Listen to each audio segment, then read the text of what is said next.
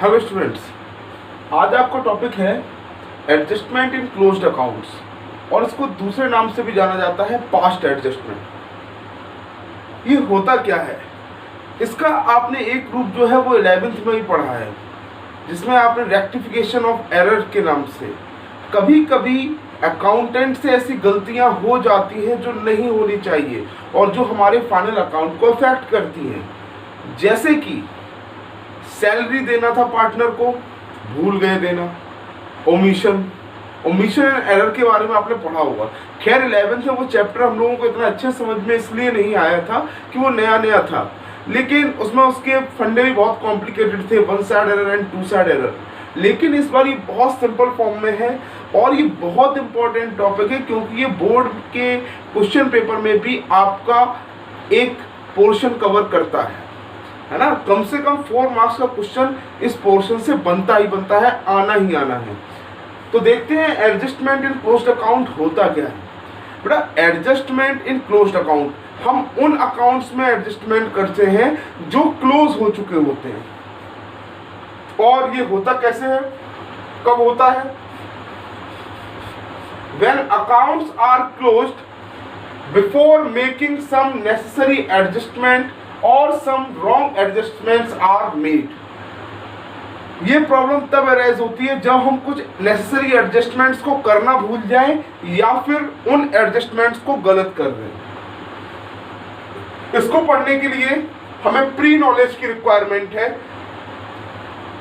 क्या चीजें हमें पहले से जाननी चाहिए, उसमें से पॉइंट नंबर 1 है expense of firm equals to income of partner. एक फर्म की एक्सपेंस पार्टनर की इनकम होती है। जैसे फर्म पार्टनर को अगर सैलरी दे रही है तो इसका मतलब है कि सैलरी देना फर्म के लिए एक्सपेंसेस है लेकिन पार्टनर के लिए इनकम है। ऐसे ही कमीशन देख लीजिए, तो जो भी फर्म के लिए एक्सपेंस होगा वो पार्टनर के लिए इनकम होगा। और इसके अंदर जो सेकंड पॉइंट जो आपको जानना बहुत जरूरी है इस तरह के क्वेश्चन को सॉल्व करने से पहले, effect of following on partners capital. ये फॉलोइंग आइटम्स जो मैंने लिखे हैं इनका पार्टनर कैपिटल पर क्या इफेक्ट पड़ता है। पहला, इंटरेस्ट ऑन कैपिटल मिलने से पार्टनर की कैपिटल बढ़ जाती है। कैपिटल लायबिलिटी होती है, बढ़ेगी तो क्रेडिट। सैलरी के साथ भी यही होता है, सैलरी मिलने से भी पार्टनर कैपिटल बढ़ जाती है, बढ़ेगी तो क्रेडिट। कमीशन से भी और प्रॉफिट से भी। ये 4 आइटम्स हैं, interest on capital, salary, commission and profit, जिनसे जनरली पार्टनर की कैपिटल बढ़ती है। लेकिन कभी कभी हम गलती से, हमें सैलरी नहीं देनी थी और हमने उसको सैलरी दे दी तो हमें उतना पैसा पार्टनर से वापस भी लेना पड़ता है और उस केस में ये हो जाता है डेबिट। मैंने जनरल कंडीशन लिख रखी है, जनरली होता क्या है और इसका ऑपोजिट क्या होगा ये आपको समझना पड़ेगा। उसका आता है इंटरेस्ट ऑन ड्राइंग और लॉस। इंटरेस्ट ऑन ड्राइंग जो पार्टनर फर्म को ब्याज देता है, that is called interest on drawing, और वो पार्टनर के लिए एक्सपेंस है लेकिन फर्म के लिए इनकम है। ऑपोजिट है बेटा, expense of firm equals to income of partner and expense of partner equals to income of firm. तो बेटा ड्राइंग, इंटरेस्ट ऑन ड्राइंग और लॉस आप देखते हैं कि ये पार्टनर के कैपिटल अकाउंट में डेबिट साइड शो होते हैं। ये ऐसे ही शो नहीं होते हैं क्योंकि इनका जनरल नेचर है डेबिट होना। ये पार्टनर कैपिटल अकाउंट को कम करते हैं और इसका ऑपोजिट होता है क्रेडिट बैलेंस। और बेटा इस तरह के क्वेश्चन करने से पहले, इस नॉलेज के बाद जो हमें अगली चीज की जरूरत पड़ती है, that is third item is, हम लोगों को एक टेबल बनानी पड़ती है। आपको पता है क्लास 11th में भी जो आपसे एरर्स और ओमिशन हो जाते थे तो आप एक नेसेसरी जनरल एंट्री बनाते थे और वो पूरा अकाउंट आपका करेक्ट हो जाता था। यहाँ पर भी आपको वही करना है। हम इस टेबल की हेल्प से एक जनरल एंट्री बनाएंगे और जो आपके अकाउंट्स को करेक्ट कर देगी। इस टेबल को बनाने के लिए आपको क्या क्या चाहिए, देखिए। सबसे पहले पहला कॉलम आइटम्स, वो आइटम्स जिनमें गलती हुई है, जिनको हम सही करना है। दूसरा कॉलम 2 पार्टनर्स के नाम से, अगर 2 पार्टनर हैं तो 2 कॉलम बनेंगे, अगर 3 पार्टनर हैं तो 3 कॉलम बनेंगे कि इसमें क्या एडजस्टमेंट होना है। और चौथा कॉलम बनाते हैं हम टोटल के नाम से। अब आइए देखते हैं कि हम इसमें एडजस्टमेंट कैसे करते हैं। लेकिन उससे पहले एक बार आप फिर नजर डाल लीजिए इस पोर्शन पर कि हमें प्री नॉलेज की रिक्वायरमेंट किन किन आइटम्स में है। Expense of firm equals to income of partner. Second, इनका फॉलोइंग का इफेक्ट क्या होगा, interest on capital, salary, commission, profit. इनका जनरल इफेक्ट होता है क्रेडिट होना, उनका ऑपोजिट इफेक्ट होता है डेबिट होना। इंटरेस्ट ऑन ड्रॉइंग और लॉस, इनका मेन इफेक्ट होता है, जनरल इफेक्ट होता है डेबिट होना और ऑपोजिट इफेक्ट होता है क्रेडिट होना। आइए तो इसका एक क्वेश्चन सॉल्व करते हैं, क्योंकि बिना क्वेश्चन सॉल्व किए अकाउंट में कभी कोई चीज़ पूरी तरह से समझ में नहीं आती। और जो मैंने आपको भी टेबल बताई थी वो केवल उसका फॉर्मेट था, उस टेबल में क्या क्या होना है ये आपको तभी पता चलेगा जब आप उसके जैसा एक क्वेश्चन सॉल्व करेंगे। तो देखिए आपको स्क्रीन पर एक क्वेश्चन शो हो रहा है, आइए इसको सॉल्व करते हैं। पहले क्वेश्चन को कंप्लीट पढ़ना पड़ेगा, क्योंकि अकाउंट में जब तक आप क्वेश्चन को सही से नहीं पढ़ेंगे बेटा अकाउंट का क्वेश्चन कहीं से भी कोई भी टर्निंग पॉइंट ले सकता है। तो आइए देखते हैं इस क्वेश्चन को। क्वेश्चन में गिवन है बेटा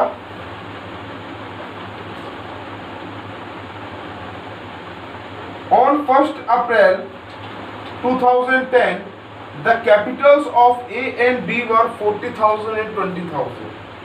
1 अप्रैल 2010 को means beginning of the year को 1 April 2010 the capitals of A and B were, A की कैपिटल है 40,000 एंड बी की कैपिटल है 20,000। इसके बाद इसमें कहा गया है they divided profit in their capital ratio, means उनका profit sharing ratio capital ratio के अकॉर्डिंग है। उनकी कैपिटल 40,000 एंड 20,000 है, तो इनका रेशियो भी 40,000 और 20,000 होगा। मीन्स अगर आप इसको सॉल्व करते हैं तो 2:1।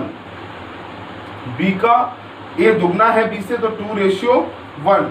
आगे देखते हैं profit for the year ended 31 March 2011 was 30,000, और फर्म का जो प्रॉफिट है इस साल का वो है 30,000 है। आगे देखते हैं क्वेश्चन में, देखते रहिएगा which have been duly distributed, यही लाइन जो है वो आपके लिए प्रॉब्लम है। क्या लिखा हुआ है इस लाइन में, इसमें लिखा हुआ है profit for the year ended 31 March 2011 were 30,000 which have been duly distributed among the partners, but the following transactions were not passed through the books।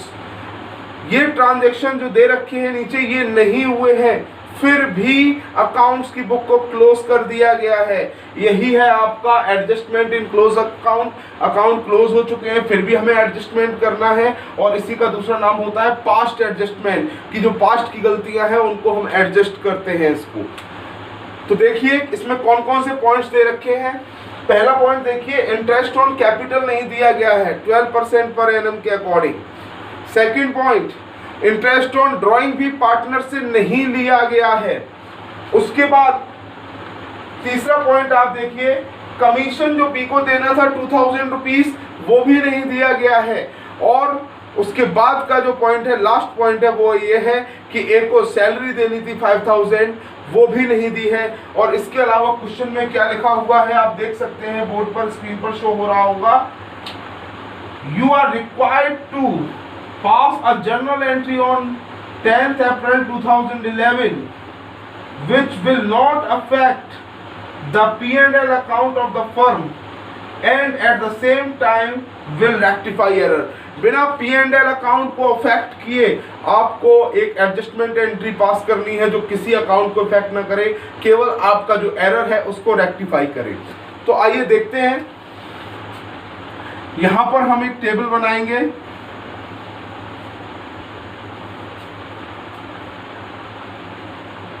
जैसा कि मैंने आपको बताया था फर्म में दो पार्टनर हैं।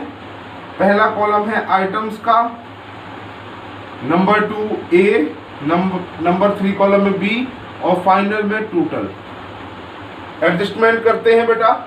और वो सारी चीजें आप ध्यान रखिएगा जो मैंने आपको प्री नॉलेज के अंदर आपको याद करने के लिए कहा था कि interest on capital, salary, commission, profit, इन सब का मेन बैलेंस होता है क्रेडिट। जब ये पार्टनर को दिए जाते हैं तो उसके अकाउंट के क्रेडिट साइड में आते हैं, उनको क्रेडिट किया जाता है। और जब ये पार्टनर से किसी गलती से दे देते हैं हम और उनसे हम वापस लेते हैं तो उसको डेबिट किया जाता है। और इंटरेस्ट ऑन ड्रॉइंग और लॉस, इनका मेन बैलेंस होता है जो बेसिक और जनरल बैलेंस होता है, डेट इज डेबिट, क्योंकि हम ये पार्टनर से लेते हैं, इससे पार्टनर की कैपिटल कम होती है। तो इन सारे पॉइंट्स को ध्यान रखकर तब हम लोग इस क्वेश्चन को सॉल्व करेंगे। तो देखते हैं, ऐसा पहला पॉइंट है, इंटरेस्ट ऑन कैपिटल नहीं दिया गया है ए एंड बी को।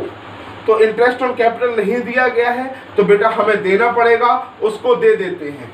तो यहाँ पर मैं एक इंटरेस्ट ऑन कैपिटल दे देते हैं ए को और बी को। Interest on capital at the rate of 12% per annum के अकॉर्डिंग देना है।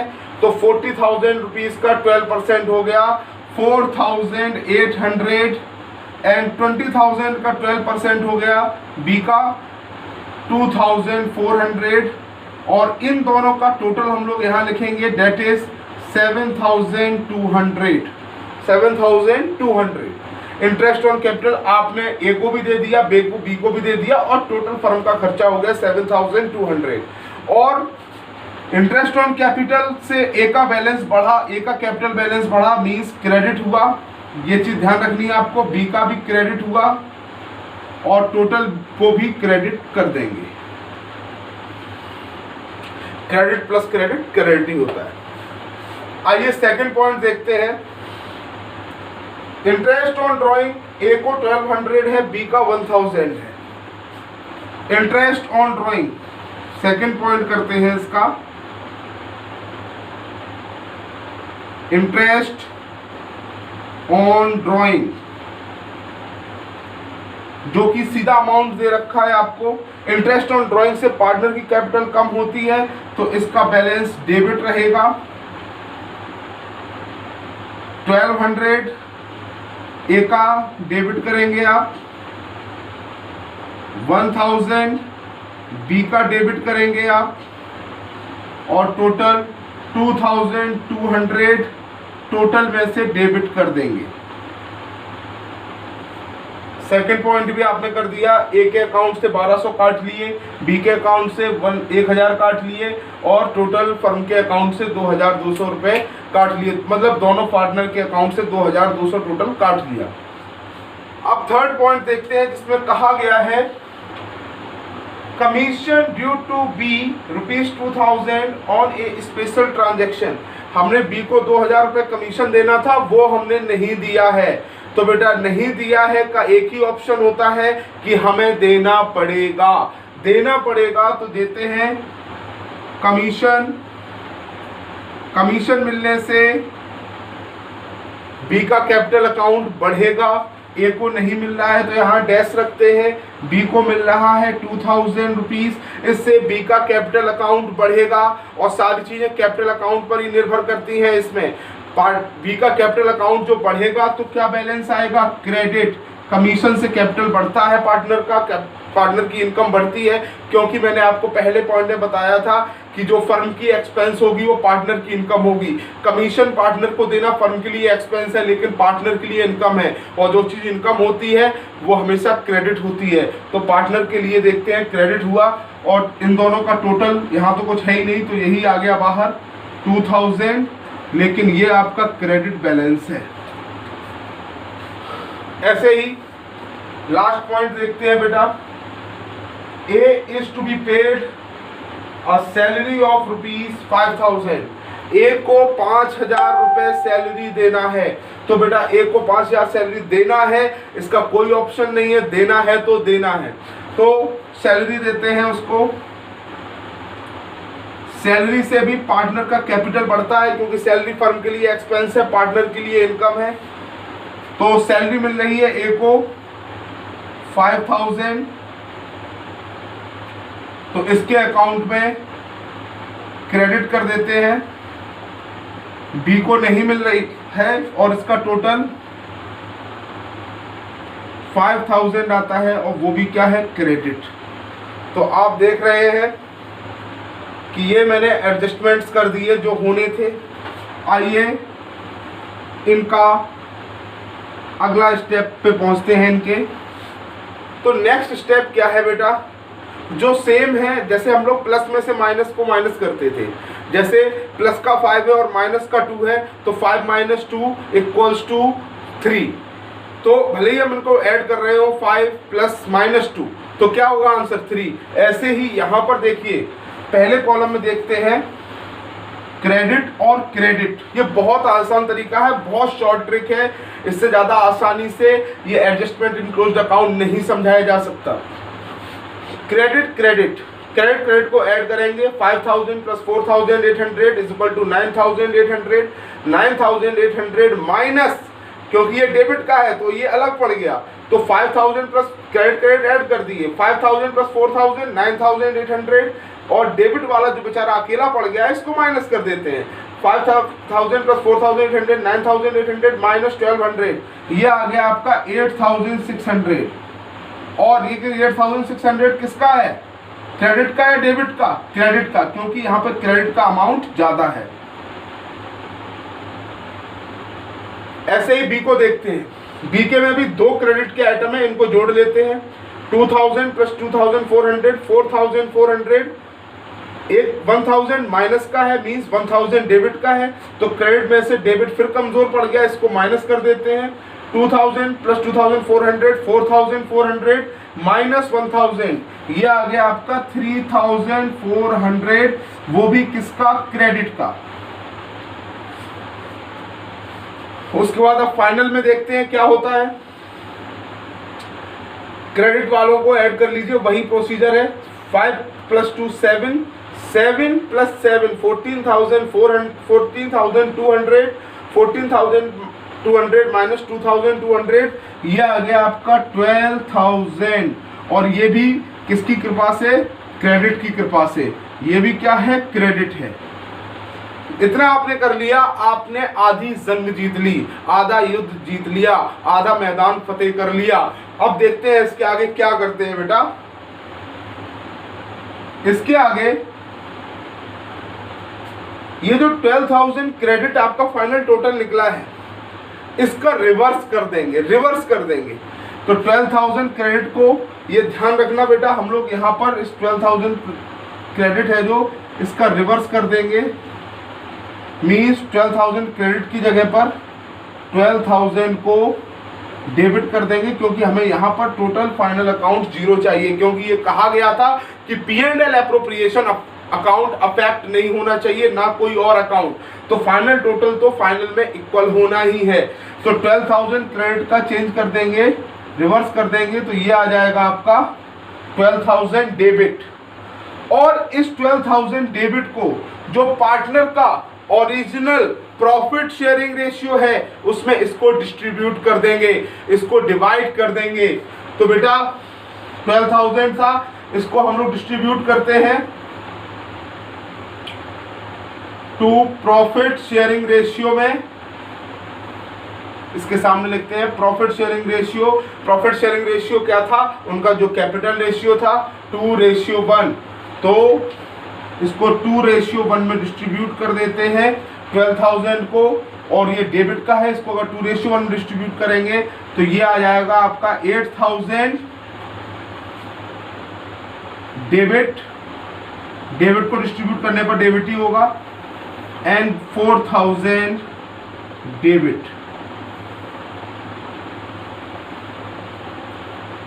कर दिया। अब इनका डिफरेंस देख लेते हैं।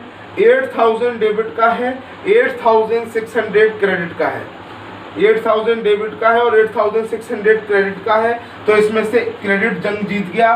कितने रुपए से, 600 रुपये से क्रेडिट का अमाउंट ज़्यादा है। यहाँ देखते हैं, यहाँ पर बी का क्रेडिट 3400 है और डेबिट 4000 है, तो यहाँ पर कौन जीत गया, डेबिट। कितने से, 600 से, 600 डेबिट।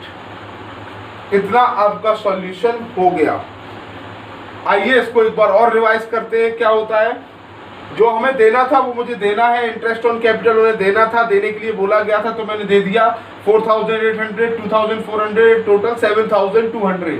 ऐसे इंटरेस्ट ऑन ड्राइंग पार्टनर से लेने की बात हो रही थी। इंटरेस्ट ऑन ड्राइंग पार्टनर के लिए खर्चा होता है, उससे उसका कैपिटल का अकाउंट का बैलेंस कम होता है, तो डेबिट कर दिया 1200, 1000 और टोटल 2200 डेबिट कर दिया।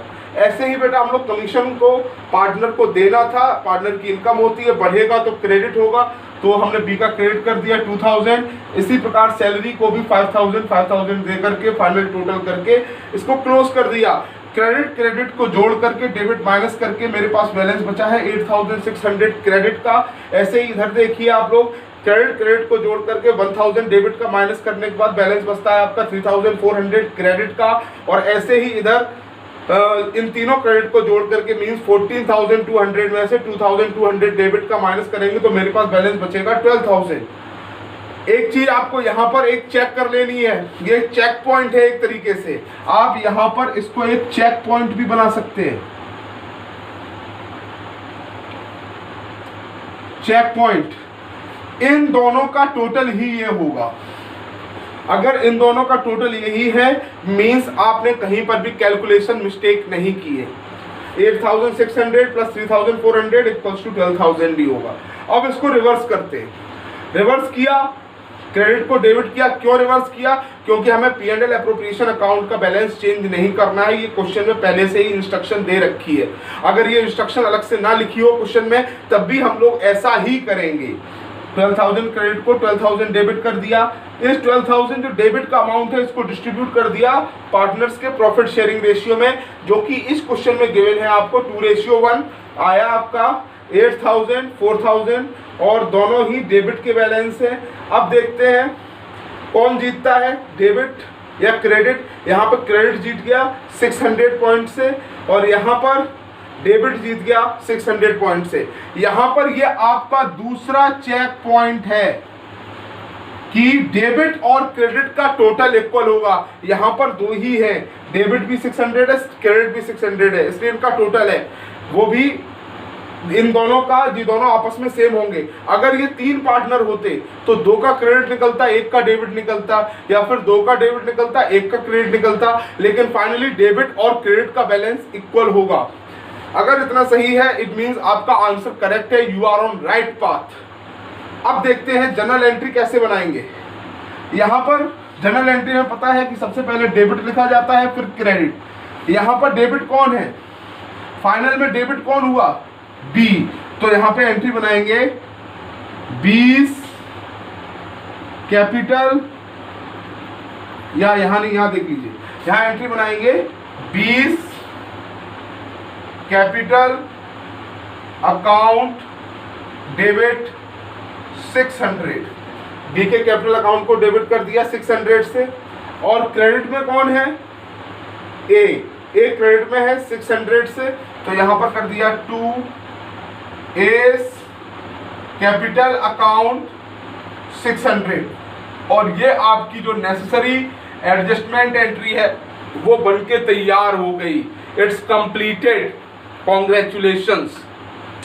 तो आशा है कि आपको ये चीज समझ में आई होगी, है ना। इसमें इससे थोड़े बहुत और थोड़ा सा चेंज होता है क्वेश्चंस में। ऐसे क्वेश्चंस में मैं आपको अपने नेक्स्ट वीडियो में आपको जरूर बताऊंगा उन क्वेश्चंस के बारे में कि इसमें क्या चेंजेस होते हैं, है ना। फिलहाल के लिए इतना ही बहुत है। Thank you.